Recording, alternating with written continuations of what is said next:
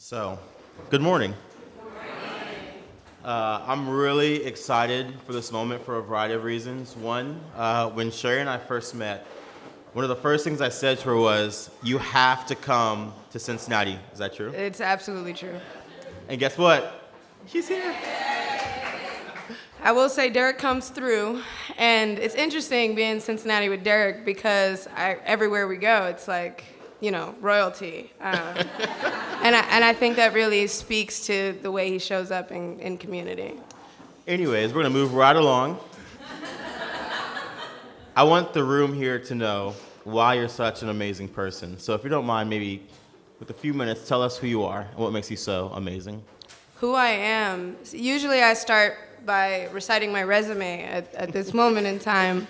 But it's interesting, just thinking about this question and what this work requires of me in the way that I choose to do it. I think a lot of who I am is very much about my family.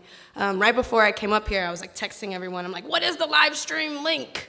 Because I wanted to send it to my dad. And I think that's a big part of who I am. My father is a very interesting gentleman and kind of was born in the era of the Black Panther movement. And my dinner table looked like us having conversations around what we had to do in order to survive, thrive, pull other people along with us.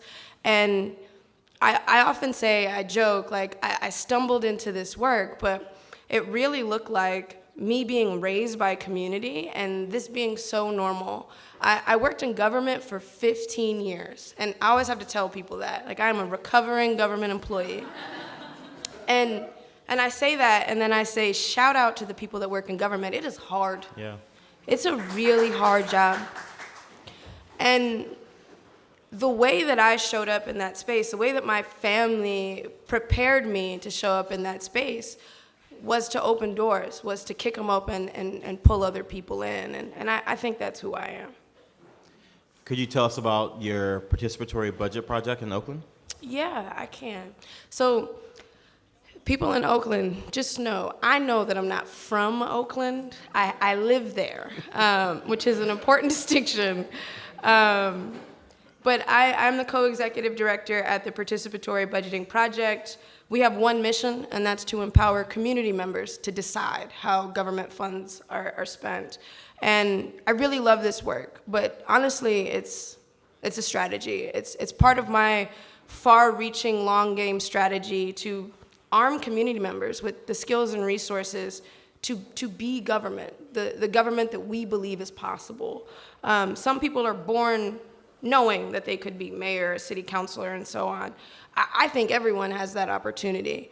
And the challenge is reducing barriers so that folks can show up in government. Government is the people who were there, right?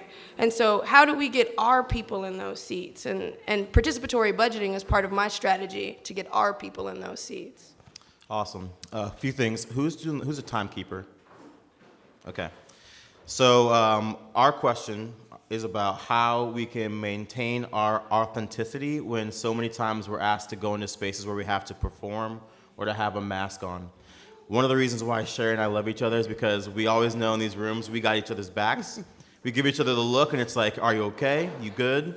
Also, do we have to, have each other's backs in these moments? And I really appreciate that about her because so often we have to go into these spaces and we have to have all of the answers. We have to be the person that has the most confidence. And sometimes we're coming off the battlefield and we're tired. Yeah. Or we're wounded. Or all these things are happening and we can't always share how we're really, truly feeling. So Shari and I wanted to talk about what that experience can sometimes be like. So do you want to kick that off? No, I would really like you to. Okay. So for some of you who do not know, I moved to Cincinnati 7 years ago. Shari likes to open this wound up, but I moved here for love. And that story does not end positively for me because, unfortunately, that relationship didn't even last a day in Cincinnati. But I moved here anyways. Destiny, who's in the back, she knows the story really well because I ended up living on her brother's couch for a couple of months as a way to acclimate myself to Cincinnati. And her brother being my best friend, he wanted to help me get over this really painful breakup. So he was like, let's just go out every night. And somehow, some way, we did. And in that experience, we saw what was happening in Cincinnati, and we saw a city that was transitioning. And we wanted to do something about that to ensure that the residents of Over the Rhine in particular, this beautiful, rich, historic neighborhood, were invited to participate in the rejuvenation that was happening all around them. And that's where this idea for Mortar started, to make sure that people of color that are living in communities like Over the Rhine are invited to participate, to be a part of that conversation, to be a part of that change, and to start and grow businesses that can help themselves, help their families, and help their communities. Now, some of you might know that that organization has taken off a little bit. We've gotten some really great local press. We've gotten some great national press. Shari and I were honored to be 2 of 18 other people around the world named as Obama Fellows, and that comes with some spotlight. That comes with some heat. And I'll be honest and transparent with you guys that that transition happened really quickly. And it happened in a way that happened so fast that, again, I'm gonna be honest with you guys today. I hope that's okay. It happened in a way that I don't know if I was fully prepared to be in these rooms with all these really smart people and fully understand and appreciate that moment. Sometimes I have an inferiority complex. Sometimes I may be one of the few people in my family to be in these rooms, and I'm all of a sudden surrounded by all this attention, and that's difficult, and it's challenging to process those moments. So what do we do? What do we do when we're asked to be this confident, charismatic person when in the inside we're like, why am I even here? And the inside you're like, how did this organization that started off with 3 guys and an idea all of a sudden transform into this space where we're supposed to have all the answers? We're sitting in front of elected officials and they're asking us, what are we supposed to do? And we're people of color, which means that if we're wrong, if we say or do the wrong things in those moments, there could be consequences for other people that are trying to do the same things. And that is an incredible amount of pressure. Pressure sometimes I don't know if I can carry. Can we just pause for a minute? Because shout out to a tender black man who's leaning into vulnerability.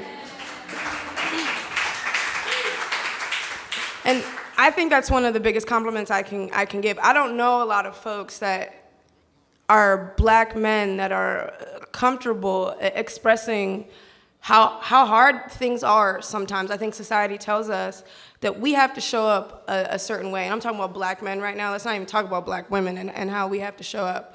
But I think that's another compounded element of this. And I think it's empowering to me to hear Derrick talk about the fact that it's just hard. And with that said, Derrick and I, coming into this conversation, we're talking about what masks look like and what authenticity looks like. And I mentioned this, I worked in government. So there were times in my life where, does everyone know what code switching is? Okay. So there were times in my life that I was functioning in a code switch more than I was anything else. There were times when I've worked 70 plus hours a week, right? 10 hours a day, every day, there are no days off. And I was functioning in a code switch more than I was in my regular family home vernacular. And that, I think, is a real threat to authenticity or feeling like you're being authentic. And I imagine, Derrick, as you walk through the world, you experience something pretty similar. Yeah. And you mentioned an inferiority complex, but for me, it's really like an imposter syndrome moment. And, you know, I wonder for you, what makes you feel grounded? That's a great question. I would say I have really great friends. I mentioned Billy Thomas earlier. Gary Horton in the back is one of my brothers. And I think having people in your life that you know will be there regardless of what happens outside these 4 walls is really important. People that will never let you get too high or too low. Those folks are, I think, really important. What about you? I mean, I think it's similar. I have folks that will tell me all about myself. I have a really good friend, and, you know, it was her birthday yesterday, and I was writing her this really, you know, intense text message about how much I cared about her. And one of the things I said was, I appreciate the way you gently drag me. And that's super real. I think there are people in your life, in my life, that do a wonderful job of letting me know when I'm just a little bit off. and doing that gently and recognizing what the stakes are. But I think the other thing that allows me to stay grounded is the reminder that it is hard, and having that conversation, and having my circle of folks that I can be real with, that I can cry with, that I can celebrate with. And that space is so important, because my armor's on tight.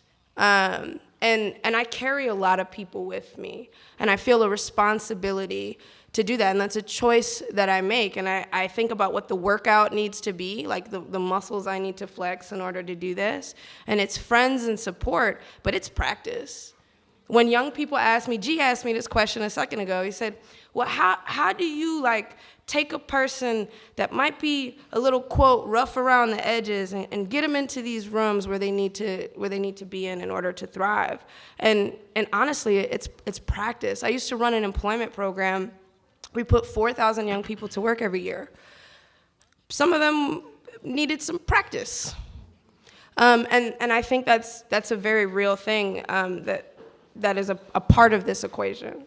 I'd have to say for myself, I've been really lucky to be surrounded by amazing black women who sometimes they'll be like, yo, D-Rock, you getting a little crazy, come back over here. And then sometimes they'll say, you're doing a great job. And having that love and having that support of people that I know, again, just have my back has been really, really important. Now, let's talk about cities, right? Yeah. And let's talk about kind of the role that we play in helping move ideas and initiatives forward, but also us as people that want to be a part of these cities and the relationship between the two.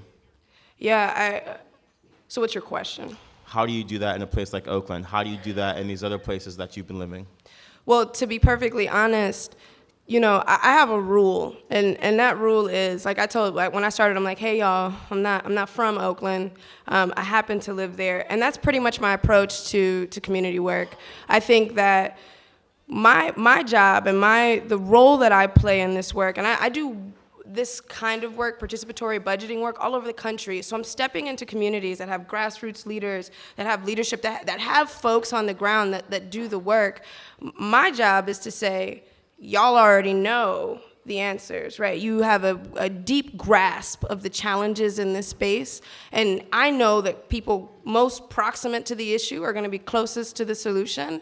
And so my job is really to say, here's a framework that you can consider to move the things that you think are really important. And so wherever I go, the first thing that I do is a bit of a landscape analysis to figure out who's there and how I can elevate their voice with a framework and get some folks on the same side of the table so they can do their thing. Mm-hmm. It's not me, and it's really them. And I'm curious for you, as you answer this question and think about Cincinnati. I mean, you haven't always been here. Mm-hmm. And so what did it look like for you to come into this space, establish relationships, and you Cincinnati proud, brother? I love it here. Thank you for that. I think for me, honestly, I've had to learn that it's okay to be Derrick. Yeah. And it's okay to be weird. And it's okay for that weirdness to sometimes make people feel uncomfortable. Mm. And that's okay, because that's who I am. I mentioned yesterday that I'm a recovering Kanye fan. I'm still wearing his shoes, so I'm not fully there yet. But there are some things that I really appreciate about Kanye. He is unapologetically Kanye. And there are some lessons to be learned from that, I think. Again, I'm a recovering fan. And one thing I think he talks about a lot is this idea of freedom. Mm. And I'm really starting to try to embrace and absorb this idea of being free and not allowing myself to bend to expectations of other people and to live a life that I think is true and authentic to who I am as a person. I think that allows me to move in some places where people might have expectations of who I'm supposed to be. I should also say one important thing for me is travel and getting a chance to see how other parts of the world, other parts of the United States, how they move and how they operate, and then to compare what's happening in other places to what's happening in Cincinnati. And honestly, that's one of the reasons why I love Cincinnati so much, because I'll travel to these other places and I'll observe what's happening there, and I'll come back here and I'll see, we're already doing that. Or we have these people that are so far ahead of the game that we can be teaching other people what's happening here. And I think one of my biggest pushes for Cincinnati is for us to see that in ourselves, to see that we are this amazing, world-changing place. We just have to have the confidence in ourselves, and that's the way I'm telling this to myself, that things are actually really great here, and there is a huge opportunity to push the world forward in a meaningful way. So part of what you're saying here is that you kind of have to know your non-negotiables for authenticity. Yes. You have to take time to move into spaces outside of what you're familiar with, not only to decompress, but to be creative. Right. And I think the third thing, I told you my superpower was summarizing to 3 things. And I think the third thing that we're both talking about is what real support looks like and honoring that circle. Something I learned when we were together last week was if you take a piece of paper and you make a 1 by 1 inch box, your most important relationships, if you wrote the names of the people that were deeply in your circle, the people that you need to take care of and the folks that take care of you, all you need is a 1 by 1 inch box to write those folks' names in. And it's probably only gonna be 5 or 6 people, but those are gonna be the individuals that you can build deep with, as opposed to trying to have a deep relationship with like 40 folks. Right. There's probably only 5, maybe 6 people that you can build deep, like Derrick and I are talking about, these friends and these circles of support. It doesn't look like everybody. There are kind of like tip of the iceberg friends, and there are friends that you go really, really deep with, and it takes some discernment to figure that out. And I wonder, as you've stepped into the spotlight, what does discernment look like for you? Who's a tip of the iceberg friend? Don't name them. And how do you determine who gets to see under the water? You have to answer this question next. My reality is I've been really bad at that. I say yes to everybody and everything, and at the end of the day, I felt really drained. And I felt in some ways that I've been taken advantage of because people don't value my time and they just want to experience Derrick. So I've been really bad at that. And I've had to learn over time that it's okay to say no. And it's okay to have boundaries. So I'm curious what you think too. I don't know. But I mean, just on the boundary tip, I think boundaries are so important. I think my last 3.5 years living in Oakland was an exercise in boundaries. I lived in Boston for 20 years. I have deep relationships in that space. And so moving 3,000 miles away from where I was living was an exercise in discernment. And I learned a lot of lessons in trying to build community around me. And what I learned is, one, it takes time, right? These things don't happen overnight. I don't meet someone at a community event and then they're my best friend. That's not how that goes. You know, there is some vetting that happens, but also everyone doesn't have to be super deep. I think you have to find your people, and those people may change. I'm not one of those folks that believes in like the no new friends rhetoric, but I am a person that believes that time is valuable and other people's time is valuable, and I have to be honest about what I can commit to. And I think that's the thing that I'm still learning. I sometimes I overcommit a bit, but those people that are in that 1 by 1 box, those are the folks that I don't care what's going on. If there needs to be a moment of pause, they're the people that pause for me, and I pause for them. So another thing I'm hearing us talk about is mental health. Yeah. And practices that we have to ensure that we are mentally healthy. Yeah. One thing I'd love to hear from you, Shari, is when we're talking about pressure and code switching and all these different things, that can take a toll on our mental health. So what are some things that you've done, some practices you've developed to ensure that you are mentally healthy? So my background is in science and medicine. I studied medicine to do community organizing work, which I think is really important. So I bring a trauma-informed lens to this work. But the things that I do are, you know, I work out. I try to. You know, it depends on how you frame that. And I think the things that I do to stay healthy, to be perfectly honest, is talk to my therapist. If you don't have a therapist, get you one.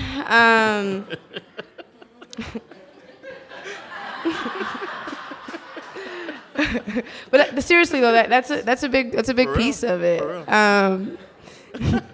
Shout out to my therapist. Mine too. One of my friends told me the other day, he said, I have two therapists because sometimes one therapist I'm not really messing with, and I'm like, you know what? I've had enough of you, and I'm gonna go talk to my other one, and then maybe we'll switch. And I do think that mental health and healthcare is a team. It's a team approach.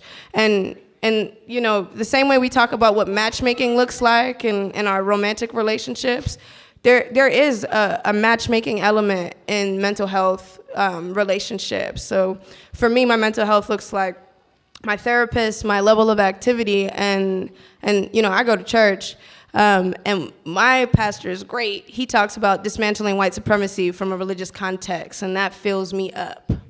What do you do? Okay. Oh, Shari, you are one of a kind. Also have a wonderful therapist. I have multiple therapists as well, except they all have different specialties. I have a therapist who specializes in like Reiki therapy, and I've had my past lives read. Very interesting exercise if you've never done that before. I have my traditional therapist, and there's also a spiritual healing person that I go to who, you know, balances or realigns my chakras and all those other kinds of things. So definitely that. I mentioned travel being another thing. And also I think just being honest. I am a tender man, and I've leaned into that idea of being sensitive and tender, and also leaning on my friends to hold me up. You know, if I'm having doubts or if I'm feeling sad, I'll be like, I'm a little sensitive today. And my homies, G's laughing in the back because he knows this happens all the time.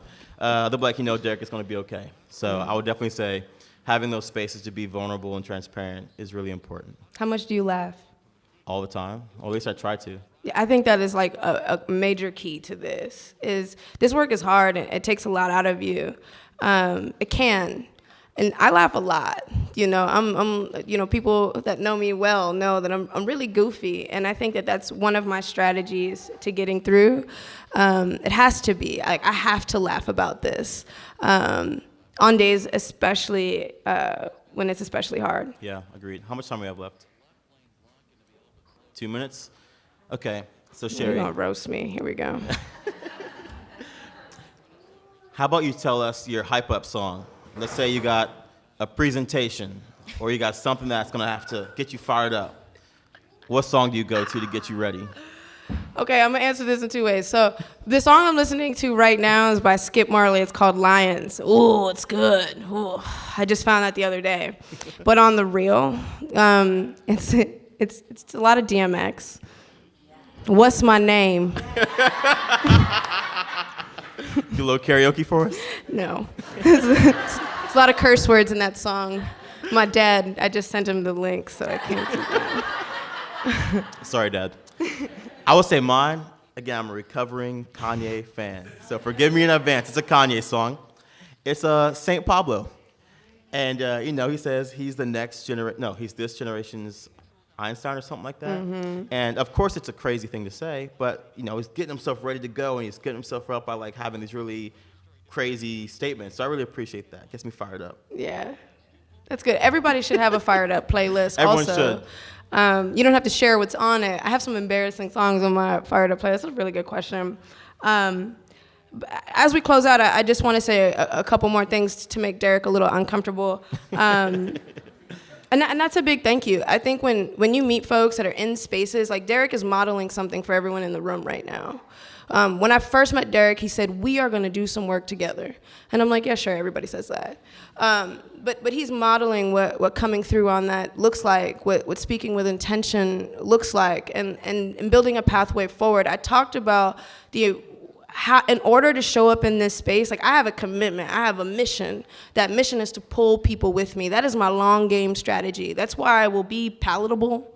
I will do whatever is necessary so that I can open doors to pull people with me. Derrick is modeling that for you all right now, not only in this conversation, but in what he does point blank, period. And so, brother, I appreciate you deeply, and I just wanted to highlight that in case you all missed it.